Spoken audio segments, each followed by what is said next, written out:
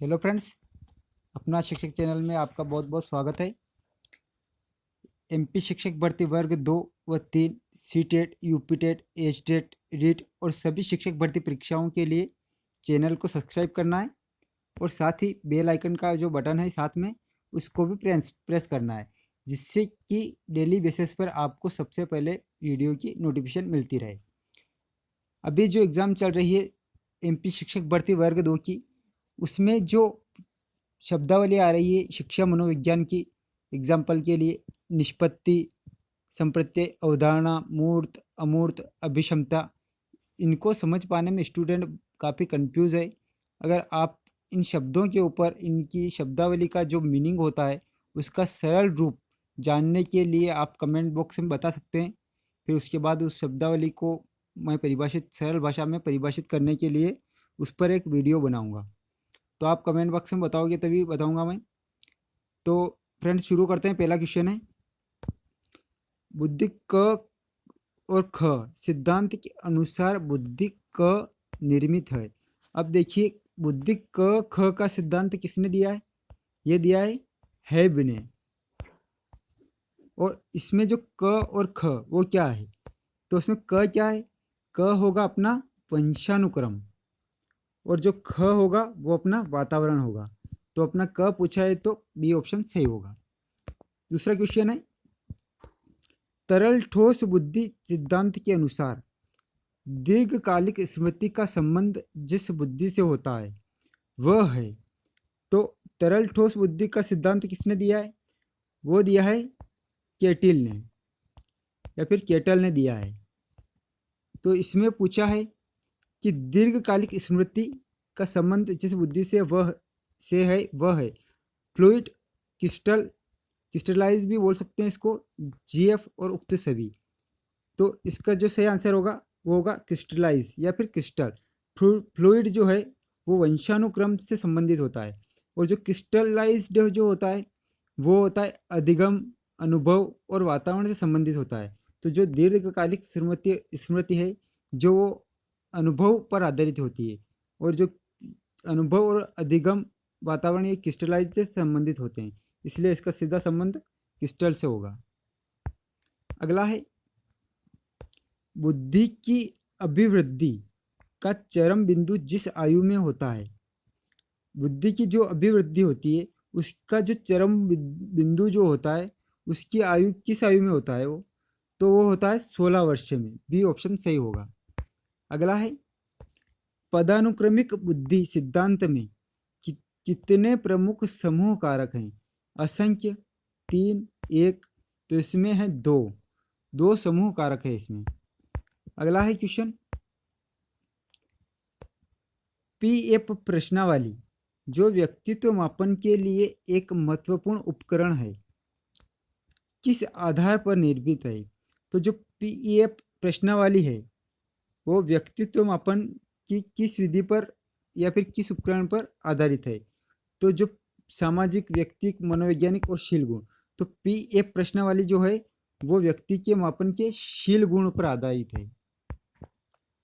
अगला है, व्यक्तित्व मापन की वस्तुनिष्ठ विधियों में निम्न में से कौन सी विधि नहीं मानी जाती है? तो पहली है नियंत्रित निरीक्षण, रेखांकित द्वारा प्रदर्शित मापनी। तीसरा है व्यक्तित्व के संकेत के रूप में शारीरिक परिवर्तन और चौथा है अभिज्ञापन प्रश्नावली। तो इसका सही आंसर होगा डी ऑप्शन, अभिज्ञापन प्रश्नावली। यह व्यक्तित्व मापन की वस्तुनिष्ठ विधियों में नहीं है। अगला है, तनाव एवं दबाव की अवस्थाओं में उठ रही अनगिनत इच्छाओं को कल्पना जगत में पूरी करके तनाव मुक्त हो जाना जिस मानसिक मनोरचना के द्वारा होता है वह है वीर पूजा। दूसरा, समाज में कमियों, मतरंग और प्रक्षेपण। तो इसमें जो तनाव और दबाव की जो अवस्था होती है, अनगिनत इच्छाओं को कल्पना जगत में पूरी करने, जो इच्छाएं होती है उनको कल्पना जगत में पूरी कर ली जाती है केवल, और उसको तनाव मुक्त माइंड फ्रेश हो जाता है कि हाँ अपनी इच्छा ऐसे पूरी हो गई। तो उसमें जो संरचना होती है वो होती है मन तरंग बोलते हैं उसको। अगला है व्यक्तित्व मापन की व्यक्तिनिष्ठ विधि है। व्यक्ति इतिहास विधि, क्रम निर्धारण मापनी, रोषा परीक्षण, शब्द साहचर्य परीक्षण। तो इसका सही होगा अपना ए ऑप्शन, व्यक्ति इतिहास। अगला है एक कर्महीन व असफल अभ्यर्थी का हताश होकर अपनी संपूर्ण जिम्मेदारी किसी अन्य को सौंप देना उदाहरण है। दमन, कुंठा, अस्वीकरण और आश्रित व्यवहार। तो इसका सही आंसर होगा आश्रित व्यवहार। अगला है फ्रायड के अनुसार किस अवस्था में कामेच्छाएं सापेक्ष रूप से निष्क्रिय रहती है। जो कामेच्छाएं जो होती है वो सापेक्ष रूप से निष्क्रिय रहती है। तो मुखी, बुद्धि, लैंगिक और प्रसुप्ति। तो इसका डी ऑप्शन सही होगा, प्रसुप्ति। अगला है स्वयं की भावनाओं एवं विचारों को बिना परिणाम सोचे व्यक्त करने वाला है। तो पहला ऑप्शन है अपना मनोविकृत, स्नायु दुर्बल, विक्षिप्त और चक्र विक्षिप्त। तो इसका सही ऑप्शन होगा अपना चक्र विक्षिप्त। अगला है एससीटी को विकसित किया।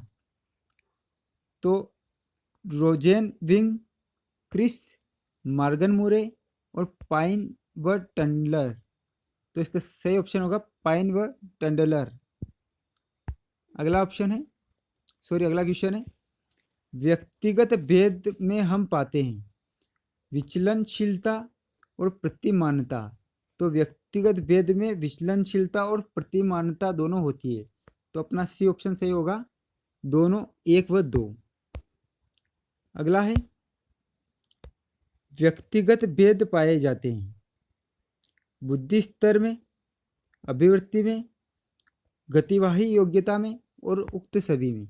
तो व्यक्तिगत भेद इन तीनों पे पाए जाते हैं, उक्त सभी ऑप्शन अपना सही होगा। अगला है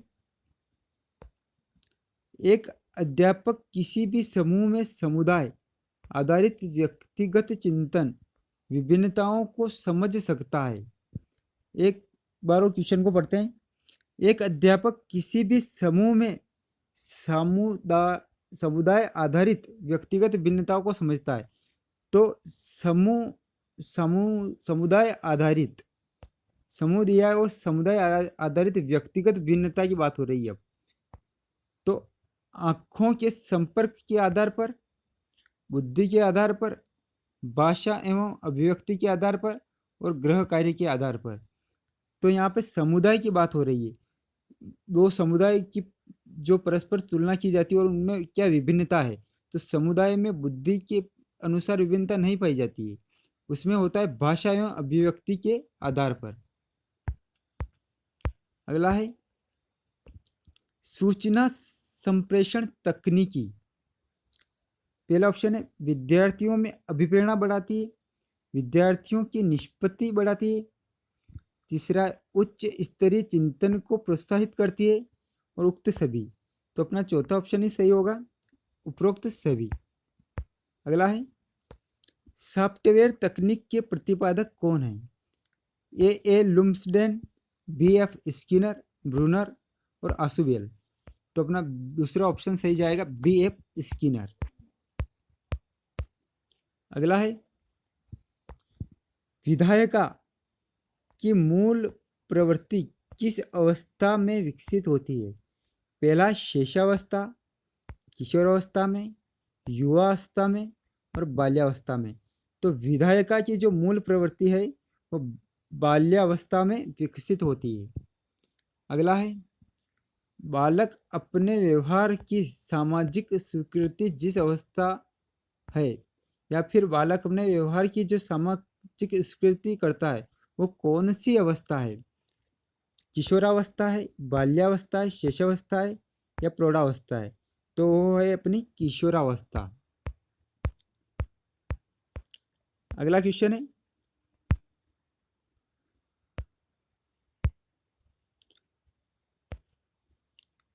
व्यक्तिगत विभिन्नताओं को ध्यान में रखते हुए विद्यार्थियों के शिक्षण के लिए प्रयोजन के निर्माता थे। तो प्रयोजन क्या होता है? Project method. तो इसके जन्मदाता कौन है? किलपैट्रिक। अगला है, प्रजातिगत विभिन्नताओं को समझने में निम्न में से क्या मददगार साबित नहीं होता है? तो प्रजातिगत दिया है, बिल्कुल प्रजातियों की विभिन्नता देखनी है, तो उसमें क्या मददगार साबित नहीं होता है? तो उसके लिए मूल्य व्यवस्था, शाब्दिक व अशाब्दिक संप्रेषण, अधिगम की प्रक्रियाएं एवं व्यवस्थाएं और बुद्धि। तो इसका जो सही ऑप्शन जाएगा वो बुद्धि होगा, क्योंकि बुद्धि जो विभिन्नता दर्शाती है अलग अलग व्यक्तियों में, बुद्धि के आधार पर भी व्यक्तियों में विभिन्नता होती है, परंतु यहाँ पे पूछा है प्रजातिगत विभिन्नताओं को समझने में, तो बुद्धि के द्वारा प्रजातिगत विभिन्नताओं को नहीं समझ सकते हैं। अगला है,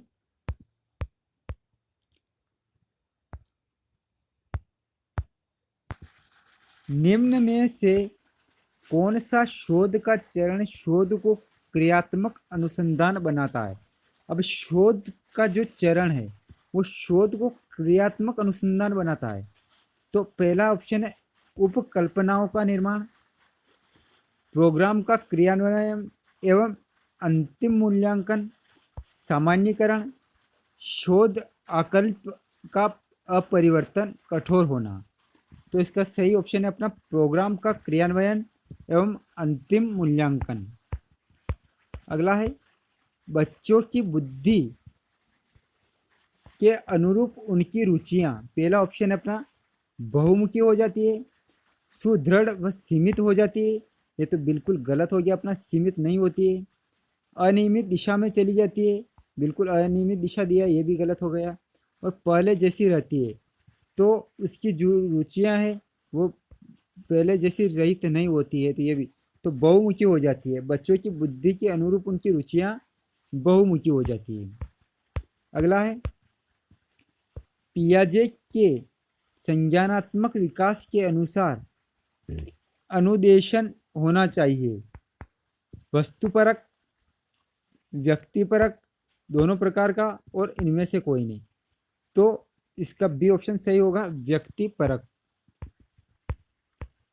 अगला है, विकास के संबंध में मैक्डूगल ने व्यक्तित्व का विश्लेषण किया, मूल प्रवृत्त्यात्मक व्यवहार का विश्लेषण, बालक के शारीरिक विकास का विश्लेषण किया, और उपरोक्त सभी। तो अपना बी ऑप्शन सही होगा, मूल प्रवृत्त्यात्मक व्यवहार का विश्लेषण किया। थैंक यू फ्रेंड्स, वीडियो को ज़्यादा से ज़्यादा शेयर करना है और इसको लाइक भी कर दीजिए। Thank you for watching.